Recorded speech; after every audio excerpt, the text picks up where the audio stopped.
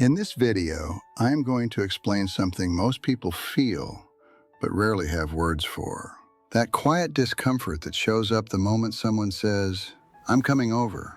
You smile, you agree, you sound welcoming, but somewhere inside your body tightens and a small voice whispers, "There goes my peace." If you know that feeling, you're not broken, you're not rude, and you're definitely not antisocial. You're responding to something deeply psychological, ancient, and human. Today, I want to explain why some people genuinely dislike having guests over, even when they truly love the people walking through the door. And to do that, we need to start with one misunderstood truth. Home is not a place. Home is a state of the nervous system. For many people, home is where the performance finally stops. Home is the only place where effort shuts down, breathing slows, the body softens, the mind stops scanning for signals. So when someone enters that space, even a close friend, the nervous system doesn't say, "This is nice." It says, "We're active again." Not danger, not dislike, activation. And that changes everything. Why hosting feels heavier than it looks. From the outside, hosting looks simple. A chair, some food, a conversation. But psychologically, hosting involves something people rarely acknowledge: emotional labor. Hosting means tracking another person's comfort, anticipating needs before they're spoken, managing conversation flow, regulating awkward silences, keeping the emotional atmosphere stable. That is work. Not visible work, not dramatic work, but work nonetheless.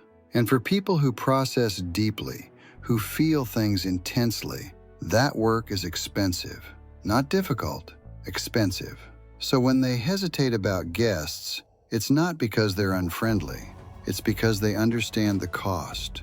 Home is an extension of self. For some people, their home is not neutral space. It's personal territory. Their mess reflects their thinking. Their silence reflects their mood. Their routines are delicate and meaningful.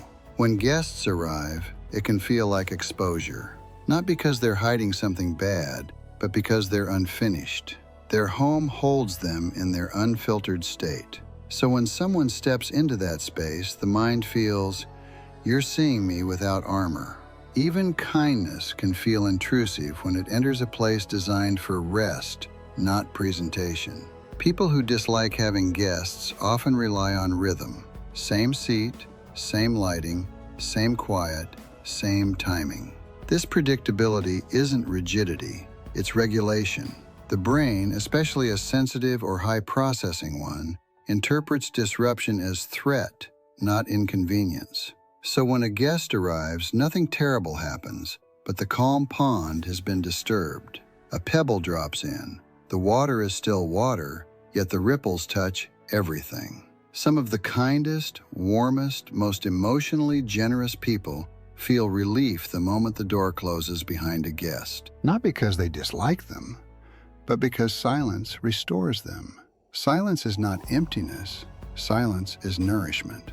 It's where the nervous system resets, where thoughts stretch out again, where the body remembers itself. For these people, quiet isn't loneliness. Quiet is homeostasis. Psychologically, people who protect their space tend to have strong emotional boundaries. They don't avoid relationships. They don't push people away. They simply know what keeps them whole. Their home is not a stage. It's not a performance. It's who they are when no one is watching.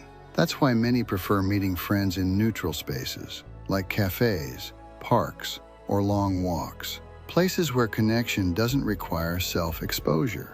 Places where they can leave before depletion sets in. For some people, this reaction began in childhood, in homes where guests meant noise, tension, forced politeness, emotional unpredictability, or chaos.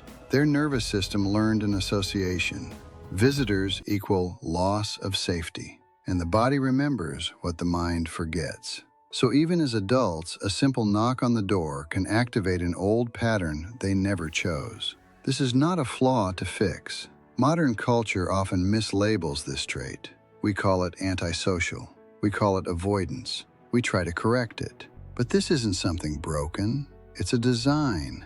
These people are often deep thinkers, emotionally observant, creatively rich, internally busy. They expand energy inwardly, so they protect energy outwardly. Their home is their charging station, and you don't open a charging station to the world without consequences. The simplest truth: people who hate having guests over are usually not cold. They are self-regulating. They understand, often without words, that if I don't protect this space, I lose myself a little. And psychology, at its best, doesn't force people into norms. It respects the systems that keep people functional, peaceful, and whole. If this is you, you can love people deeply and still crave solitude. You can care for others and still guard your peace. You can choose silence without apology. Because for some people, the truest form of comfort isn't company. It's a quiet room, a familiar chair, a cup of tea, and the gentle hum of their own thoughts. If this described you, let me know in the comments. And if you want more deep, human explanations of everyday behavior, subscribe. We don't judge habits here. We understand them. I'll see you in the next video.